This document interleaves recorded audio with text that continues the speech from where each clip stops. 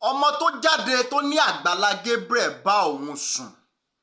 Ẹ̀yin tẹ́ ń pè mí tẹ́ ní mi ò tiẹ̀ dá sọ́rọ̀ yìí. Mo fẹ́ tú àwọn àṣírí kan lónìí. Orí àwọn kan dẹ̀ máa gbóná. Bẹ́ẹ̀ ni, na Eridasi dey talk. Ṣé rí gbogbo ẹ̀yin tẹ́ máa ń jáde wá sí orí social media tẹ́ máa ń ní òjíṣẹ́ Ọlọ́run bá yín sùn.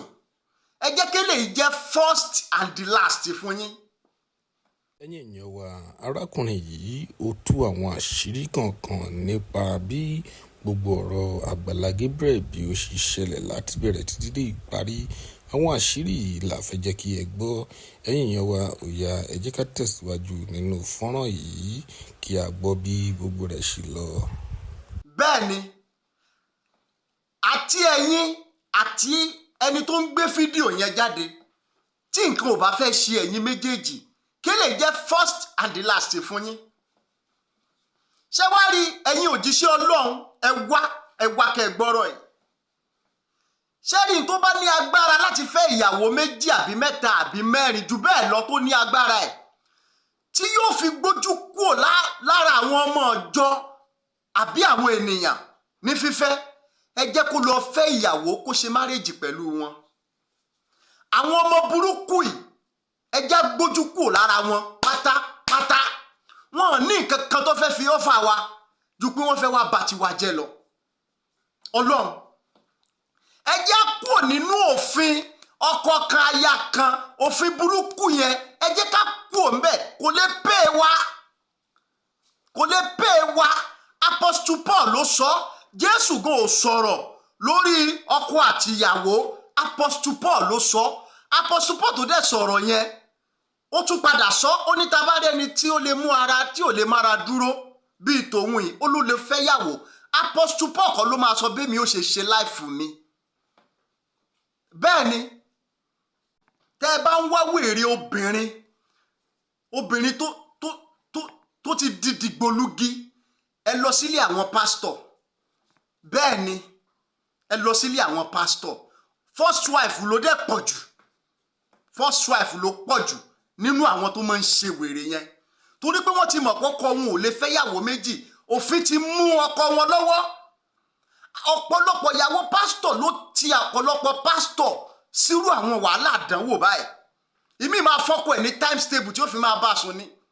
Gbogbo bẹ́ẹ̀ ṣe máa ń rí àwọn ìyàwó pásítọ̀ yẹn lẹ́gbẹ̀ẹ́ àwọn pásítọ̀ tí wọ́n máa ṣe yẹ́sà nínú ṣọ́ọ̀ṣì. Irọ́ ni, ohun tó ń fojú ọkọ wọn rí inú ilé kìí ṣe kékeré. Mo ti mọ̀ pé orí yín máa gbóná, ẹ̀yin náà ni mo sọ pé orí yín máa gbóná. Ẹ̀yin pásítọ̀ ẹ lọ fẹ́ ìyàwó tí agbára yín ká. Ẹ má dó lórí ìyàwó kan. Bẹ́ẹ̀ ni mo sọ, 95% pastor, 95% out of 100 òun ló ti lùgbàdì àwọn ọmọ yìí.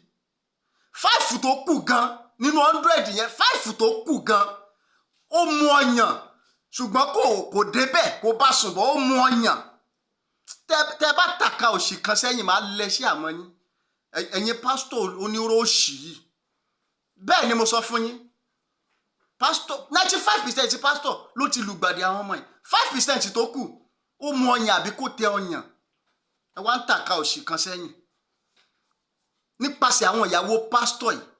Kì í ṣe nǹkan tó dáa náà kí pásítọ̀ máa bọ́ ọmọ ìjọ sùn àbí kọ́ máa ní girlfriend. Kì í ṣe nǹkan tó dáa. Ṣùgbọ́n kí la fẹ́ ṣe, kí lọ́pọ̀lọpọ̀ pásítọ̀ fẹ́ ṣe pẹ̀lú àwọn èèyàn burúkú tá a gbé sínú ilé. So ohun tí mo fẹ́ sọ fún yín òun nìyẹn. Ṣé rí àwọn ọmọ tó dẹ̀ ń jáde yìí nígbà tẹ́ ẹ wá ní pásítọ̀ bá yín sùn, ìyí pátá ẹ̀ ní wọ̀ wá ṣọ́ọ̀ṣì, ìyí bra ẹ̀ ní wọ̀ wá ṣọ́ọ̀ṣì, ẹ mọ wá ṣèdí bàlàbàlà òṣì níwájú àwọn pásítọ̀.